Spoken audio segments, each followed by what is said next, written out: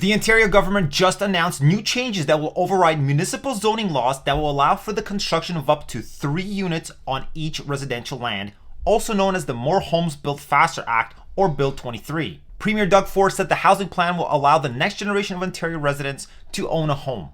Let's talk about it.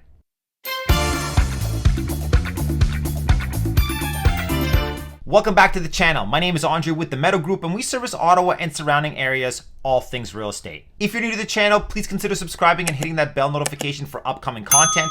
And if after this video you might have some questions or simply would like to chat more about the changing market, there's a link in the description below. Back in March of 2022, Ontario promised to build 1.5 million homes by 2031 to satisfy a forecasted demand created by a growing population. And I'll be honest, it sounded pretty good, but a lot of people became very skeptical very fast, because we all understand the bureaucratic process of building homes and how long it actually takes. Part of the new plan will override municipal zoning laws to allow more homes to be built without further planning approvals. Under the legislation, up to 3 units will be allowed on a single residential lot without any bylaw amendments or municipal permissions. Let's take a look at an example.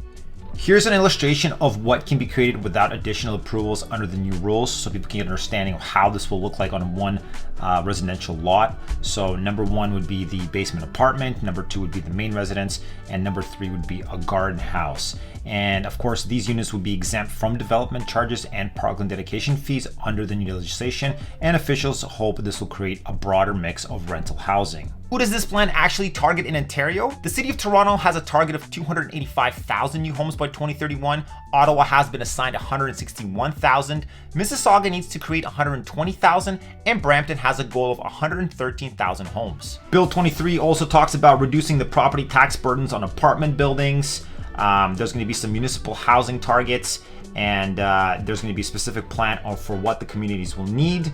And of course, they're asking 29 of Ontario's largest and fastest growing municipalities to pledge to address that gap over the next 10 years. And that is the target goal for specific cities that I mentioned earlier. Ottawa, of course, falls under it as well too.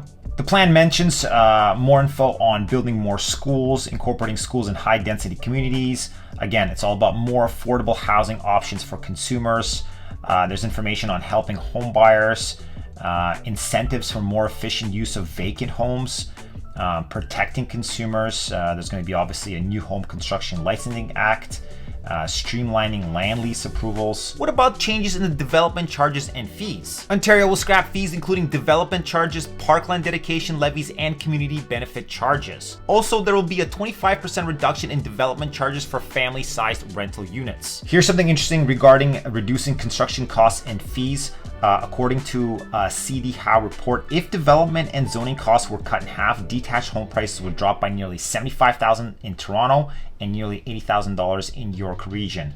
So this is going to be obviously a big incentive for the developers to step it up a little bit. It's going to cut down their expenses and hopefully will help the inventory climb back up. Reducing parkland requirements and fees, as the developers are obligated to include a lot when making developments. There's going to be tax measures to support affordable housing, streamlining development approvals. Of course, like I mentioned earlier, it's a very bureaucratic process, takes a lot of time. Then we have speeding up municipal process, streamlining aggregate applications. There's info on the Ontario Land Tribunal. I'll make sure to link this in the description so you can take a look at it. Lots of information that you can take a look at.